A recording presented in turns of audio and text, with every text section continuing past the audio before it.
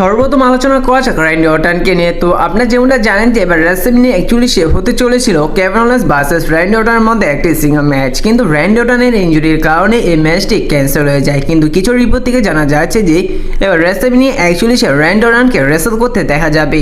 এখন কথা হচ্ছে যে যদি রেসলিংয়ে অ্যাকচুয়ালি সে র্যান্ডি অর্টনকে রেসল করতে দেখা যায় তাহলে তার অপোনেন্ট হবে কি। তো এই বিষয়ে আপনাদের জানিয়েছিলাম যে এবার রেসলিংয়ে অ্যাকচুয়ালি সে যদি আসলে র্যান্ডি অর্টনকে রেসল করতে দেখা যায় তাহলে তাকে দুইটি অপোনেন্টের মধ্যে যে কোনো একটি অপোনেন্ট তাকে ফেস করতে পারে, সেটি হচ্ছে প্রথমত রুসেভ এবং দ্বিতীয়ত হচ্ছে অ্যালিস্টার ব্ল্যাক। কিন্তু বর্তমানে কিছু নির্ভরযোগ্য সোর্স থেকে জানা যাচ্ছে যে এবার র্যান্ডি অর্টনের ম্যাচ দেখা যাবে রেসলিংয়ে অ্যাকচুয়ালি সে, এবং সে জায়গায় তার অপোনেন্ট হবে অ্যালিস্টার ব্ল্যাক। কারণ এও জানা যাচ্ছে যে অ্যালিস্টার ব্ল্যাক তিনি ডাব্লিউডাব্লিউর সাথে কন্ট্রাক্ট সাইন করে ফেলেছেন, যার কারণে এইবার রেসলিংয়ে অ্যাকচুয়ালি সে অ্যালিস্টার ব্ল্যাককে রিটার্ন আসতে দেখা যাবে এবং তিনি রিটার্ন এসে তার ফার্স্ট ম্যাচ রেসল করতে দেখা যাবে রেসলিংয়ে অ্যাকচুয়ালি র্যান্ডি অর্টনের সাথে। এখন এই বিষয়ে আপনাদের কি মনে হয়, যদি র্যান্ডি অর্টনকে রেসলিংয়ে অ্যাকচুয়ালি সে রেসল করতে দেখা যায় তাহলে তার অপোনেন্ট কি হতে পারে, রুসেভ নাকি অ্যালিস্টার ব্ল্যাক? যদি অ্যালিস্টার ব্ল্যাক হয় রেসলিংয়ে অপোনেন্ট র্যান্ডি অর্টনের, তাহলে সে সিঙ্গেল ম্যাচটি কে জিততে পারে অবশ্যই কমেন্ট করে জানিয়ে দিবেন। এবার আলোচনা করা যাক জে উসোকে নিয়ে। তো আপনারা গত মানডে নাইট র যেমন দেখেছিলেন যে জে উসো এসে যেভাবে গুন্থারের সামনে প্রোমো কার্ড করেছে, বর্তমানে জে উসো সেই প্রোমো কার্ডটি নিয়ে সবাই প্রশংসা করছে। এবার আলোচনা করা যাক ব্রক লেসনারকে নিয়ে।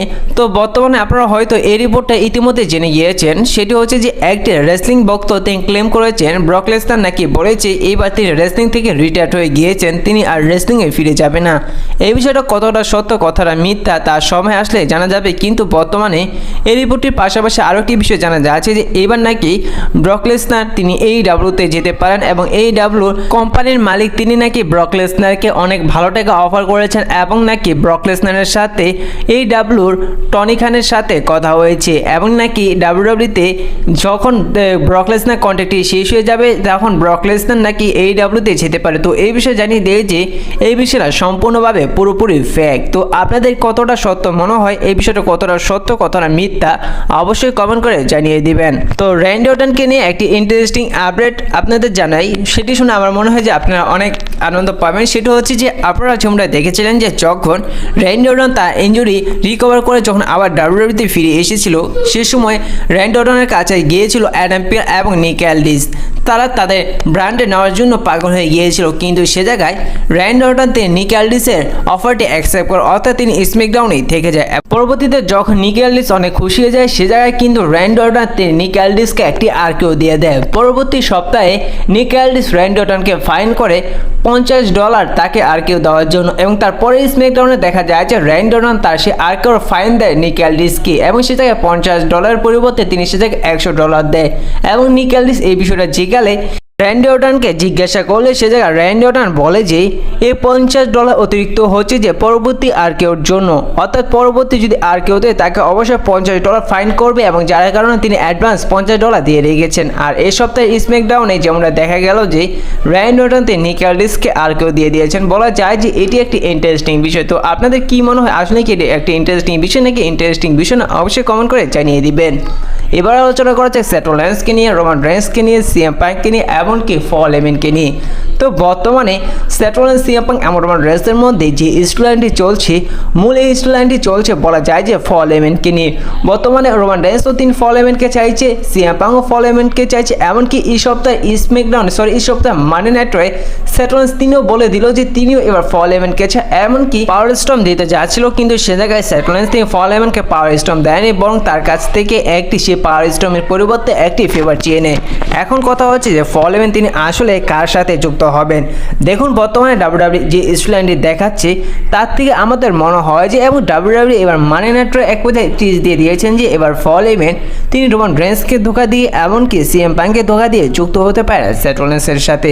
প্রথমত এবার মানডে নাইট র সেথ রোলিন্স তিনি যে সমস্ত কথা রোমান রেইন্সের ব্যাপারে এবং সিএম পাঙ্কের ব্যাপারে কথা বলেছে, এক পর্যায়ে বলা যায় যে সেথ রোলিন্স তিনি সত্যি কথাই বলেছে, এমনকি সে জায়গায় পল হেমন তিনি স্বীকারও গিয়েছেন যে পল হেমনকে সেথ রোলিন্স যে কথাটি বলছে সে কথাটি সত্যি।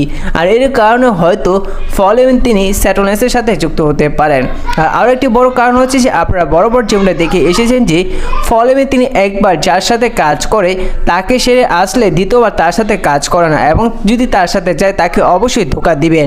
যার কারণে এইবার সিএম পাংয়ের সাথে অলরেডি আরও আগে কাজ করে ফেলেছেন এবং রোমান রেন্সের সাথে কাজ করে ফেলেছেন। যার কারণে এখন সিএম পাংকে ধোকা দিয়ে রোমান রেন্সকে ধোকা দিয়ে এবার রেসলিমিনে 41-এ সেথ রলিন্সের সাথে যুক্ত হতে পারেন পল হেইম্যান।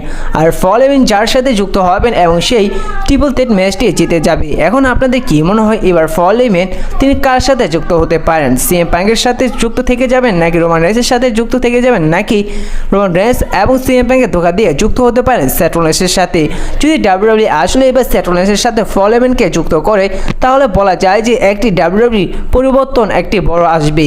তো আপনাদের কি মনে অবশ্যই কমেন্ট করে জানিয়ে দিবেন আসলে পল হেইম্যান তিনি কার সাথে যুক্ত হবে। এবার আলোচনা করা যাক রে মিস্টেরিওকে নিয়ে। তো আপনারা যেমন দেখলেন যে এই সপ্তাহের মানি নাইটে রে মিস্টেরিও তিনি চ্যালেঞ্জ করে দিয়েছেন চ্যাট কেবলের সে লাইট ভার্সনকে। এবার রেসলিমিনে 41-এ সেই চ্যাট কেবলের লাইট ভার্সনের সাথে রে মিস্টেরিওর মধ্যে একটি সিঙ্গেল ম্যাচ দেখা যাবে এবং সে জায়গায় হয়তো রে মিস্টেরিও সেই চ্যাট কেবলের লাইট ভার্সনের যে মাস্ক রয়েছে সে মাস্ক আনমাস্ক করতে পারে এবং আমরা জানতে পারি যে রেসলিমিনে 41-এ হয়তো সে আসলে মাস্কটির পিছনে কে রয়েছে, চ্যাট কেবল নাকি আর অন্য কেউ। এবার আলোচনা করা যাক ব্রন ব্রেকারকে নিয়ে, প্যান্ডাকে নিয়ে, ডমিনিক মিস্টেরিওকে নিয়ে, এমনকি ফিন বেলারকে নিয়ে।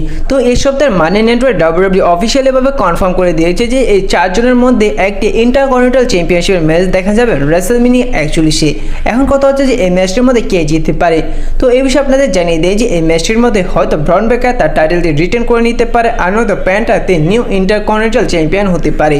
আর অপরদিকে ডমিনিক মিস্টেরিও এবং ফিন বেলারের মধ্যে কেউ চ্যাম্পিয়ন হবে না, বরং এই রেসলমিনিয়া থেকে হয়তো ডমিনিক মিস্টেরিও এবং ফিন বেলারের মধ্যে ব্রেকআপ দেখা যেতে পারে, যাতে করে ডাব্লিউডাব্লিউ হয়তো ডমিনিক মিস্টেরিও এবং ফিন বেলার একটি স্টোরিলাইন টানতে পারে রেসলমিনিয়া 41-এর পর ব্যাকল্যাশ পেপার ভিউতে আর নয়তো সামারস্ল্যাম পেপার ভিউতে। এবং সামারস্ল্যাম পেপার ভিউতে হয়তো ডমিনিক মিস্টেরিও এবং ফিন বেলারের মধ্যে একটি সিঙ্গেল ম্যাচ দেখা যেতে পারে।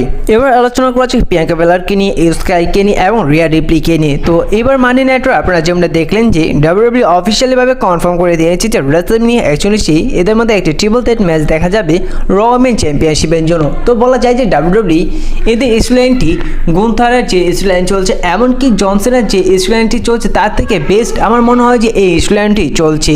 তো বলা যায় যে রেসলমিনিয়াতে এই ম্যাচটি জনসেনা কোরিওসের যে জায়গায় হচ্ছে সেই জায়গায় এই ম্যাচটি হওয়ার যোগ্য রাখে, এমনকি গুন্থার এবং জেউসের যে ম্যাচটি হচ্ছে তার চেয়েও বেস্ট ম্যাচ হতে যাচ্ছে এই ট্রিপল থ্রেট ম্যাচটি র ওমেন চ্যাম্পিয়নশিপের জন্য। এখন কথা হচ্ছে এই ম্যাচটির মধ্যে কে জিততে পারে। তো আমার পার্সোনালিভাবে যতটুকু মনে হয় যে এই ম্যাচটির মধ্যে রিয়া রিপ্লি তিনি মোটো চ্যাম্পিয়ন হবে না। এই ম্যাচটির মধ্যে হয়তো স্কাই তার টাইটেল রিটার্ন করে নিতে পারে। আর সবচেয়ে বেশি সম্ভাবনা রয়েছে এই ম্যাচটির মধ্যে যেভাবে প্রিয়াঙ্কা বেলার তিনি যতবার রেসলমিনিয়াতে টাইটেলের ম্যাচ ফেস করেছে যাকে তাকে হারিয়ে চ্যাম্পিয়ন হয়েছে, যার কারণে এবারও অনেকটাই সম্ভাবনা রয়েছে যে প্রিয়াঙ্কা বেলার তিনি রিয়া রিপ্লিকে এবং স্কাইকে হারিয়ে তিনি নিউ র ওমেন চ্যাম্পিয়ন হতে পারে। তো এই বিষয়ে আপনাদের কি মনে অবশ্যই কমেন্ট করে জানিয়ে দিবেন। আর এই ভিডিওটা এই পর্যন্ত ছিল, দেখা হচ্ছে পরবর্তী ভিডিওতে নতুন কোনো আপডেট নিয়ে। ভিডিওটি ভালো লাগলে অবশ্যই লাইক করে দিবেন, ছোট রেসিং চ্যানেল নতুন থাকলে চ্যানেলটি সাবস্ক্রাইব করে দিবেন। তো দেখা হচ্ছে পরবর্তী ভিডিওতে নতুন কোনো আপডেট নিয়ে।